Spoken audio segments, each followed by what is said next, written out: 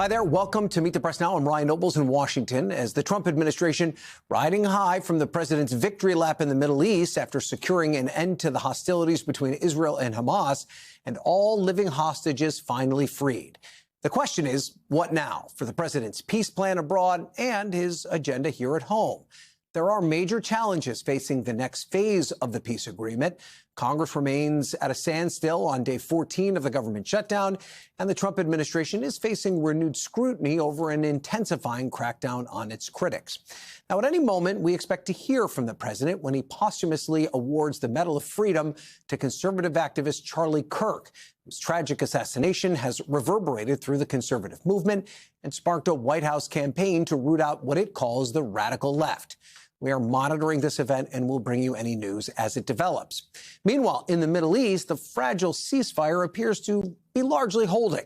That according to Israeli military that says the Red Cross is on its way to a meeting point in northern Gaza to receive the remains of more of the deceased hostages. But despite the initial success of phase one of the peace deal, serious questions remain about how to implement phase two, which includes the disarmament of Hamas and the creation of a transitional government. Earlier today, while hosting a lunch with the president of Argentina, President Trump had this warning for Hamas. We had a great week. We had a great weekend. We had a great period of time in the Middle East. It was very comprehensive. It went very rapidly, and I think it's going to lead to something that's going to be unrecognizable, certainly for the Middle East. What's taken place in the last few days, people can't believe it. I've never seen anything like it. How long will it take Hamas to disarm, and can you guarantee that is going to happen? Well, they're going to disarm, and because they said they were going to disarm. And if they don't disarm, we will disarm them. How will you do that? I don't have to explain that to you. But if they don't disarm, we will disarm them. They know I'm not playing games. If they don't disarm, we will disarm them. And it'll happen quickly and perhaps violently. But they will disarm. Do you understand me? And at home, there's still no end in sight to the government shutdown, with Democrats and Republicans only digging in even more. And layoffs of federal workers now underway and facing legal challenges. Yesterday, Speaker Johnson warned this could turn into the longest shutdown ever, while today he showed no signs that he's willing to budge. It's 2 weeks of Democrats in Congress inflicting untold pain on the American people for nothing other than pure politics. I'm doing the right thing, the clearly obvious thing, the traditional thing. That's exactly what Chuck Schumer voted for in March this year and gave impassioned speeches was the right and only thing. I don't have anything to negotiate. We're not playing games. They're playing a game. We're not. The strategy is to do the right and obvious thing and keep the government moving for the people. Senators are returning to Capitol Hill today, and later this evening they are expected to vote to try and advance the House-passed continuing resolution for the 8th time, and like all the previous attempts, it will likely fail. Joining me now is our team of reporters, NBC News White House correspondent Monica Alba, NBC News correspondent Daniele Hamamdjian in Jerusalem, and NBC News Capitol Hill correspondent Julie Tsirkin. Monica, tell us what the mood is like at the White House today after the victory lap the president took in the Mideast yesterday.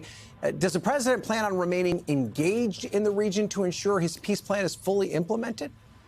He does, Ryan. We know that from these comments that he made just a short time ago, and also indications from Special Envoy Steve Witkoff and the president's own son-in-law, Jared Kushner.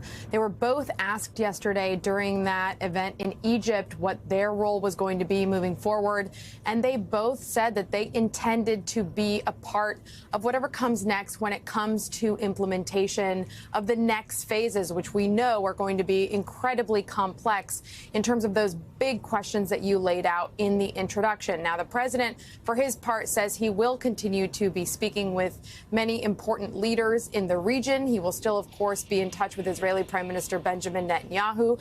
And he is saying that there are going to be consequences if Hamas does not follow through with their end of the agreement. But he didn't want to give any kind of a specific timeline of just how many weeks or months he's willing to give Hamas until he makes a decision in and acts on what those consequences will be. He said it would be a reasonable amount of time that he's waiting to give them to first see if the additional remains of those bodies of the hostages that were promised to be handed over can actually be located and transferred and returned to their loved ones waiting in Israel so that they can have a proper Jewish burial. And we know that there's only a fraction so far in which that has been the case, and the president has been urging Hamas to try to do everything possible to get the rest of those remains so that they can be transferred. But then there is really a difficult part that is after that when it comes to just those basic questions of who will govern, who will handle security, and how will Hamas eventually disarm. Ryan. Danielle, let's go to you now. Tell us about what the latest on the ground in the region is, particularly when it comes to the return of the remains of the deceased hostages. Yeah, just in the last few moments, the IDF has confirmed that 4 more coffins of deceased hostages have been handed over to the Red Cross, and the Red Cross is now on its way to Israeli forces in Gaza, in an area that the IDF, of course, is still controlling. So that brings now the number of deceased hostages to return to 8 out of the 28. And those hostages, by the way, there will be a short ceremony by IDF troops on the ground out of respect, and then they'll be transferred onto a forensic facility in Israel for formal identification. There was a lot of anger yesterday when only 4 of the bodies were returned. The family members, and indeed I think the Israeli public as a whole, were expecting a lot more, though there had been concerns and expectations that not all 28 would be returned in one go. It was simply too difficult. First of all, the level of destruction is just astonishing. And number 2 is that many of the Hamas operatives who know or knew where the bodies were buried have since been killed themselves. And so, which is why we had the discussions of this international task force comprised of the U.S., Israel, Qatar, other countries to help the Red Cross, assist them in staffing, funding, intelligence to help them locate those bodies. But the Red Cross today coming out and saying this is going to be a massive challenge. It can take days, it can take weeks, potentially. You know, it is possible that some of these bodies will never be found. That is just heartbreaking for the families. Danielle, tell us more about the detainees released by Israel and who have now returned to Gaza. Yeah, the 1,700 detainees who came back to Gaza yesterday, and it's important for viewers to know, these are first mostly men who had nothing to do with the October 7th attacks, who have never been charged, who have never been tried, and it is under a controversial policy here in Israel that allows Israeli officials to hold people indefinitely without being charged. A lot of them came off of those buses looking quite gaunt, visibly malnourished, and in one case we saw, I think we have the video of this. We have one cameraman, a journalist, because among the detainees were doctors, nurses, journalists. One of them, Shadi Abu Siddo, 35 years old. You see him now, reunited with his wife. He had been told his wife and children had been killed. And he's about now, just in a few seconds, to realize that his children are there too. It is very moving. We spoke to him earlier today by phone, and he told us that he had been tortured, he said, in every way possible. There it is. He's seeing his kids for the first time. And he said he had been tortured, naked, deprived of food, deprived of sleep. And he came back to Gaza in disbelief of the level of destruction. He'd been detained for 20 months, and he said the Gaza Strip looked like Judgment Day. And let's talk about President Trump today posting on social media that phase 2 of the deal begins now. Talk to us about the reality of the situation on the ground. How quickly could things start to get moving? Yeah, I mean, I think for people on the ground, you know, what Donald Trump says and what they see with their own eyes are two very different things. I think the immediate fear for a lot of people is the aid not coming in. First of all, the IDF and Israel have decided to restrict the amount of aid going into Gaza because not all of the deceased hostages have returned. And so now it is only 300 trucks, half of the amount that was expected, allowed in on a daily basis. And we've seen reports of Hamas deploying fighters, reasserting its control in the Gaza Strip. There are rival gangs involved here, and there's a video that circulated quite widely yesterday showing an execution by Hamas of 7 men on the ground with their hands tied behind their backs. I spoke to someone there, and I asked this person in Gaza, what was the level of fear now? And he says the fear is now a civil war. People are scared of stepping out.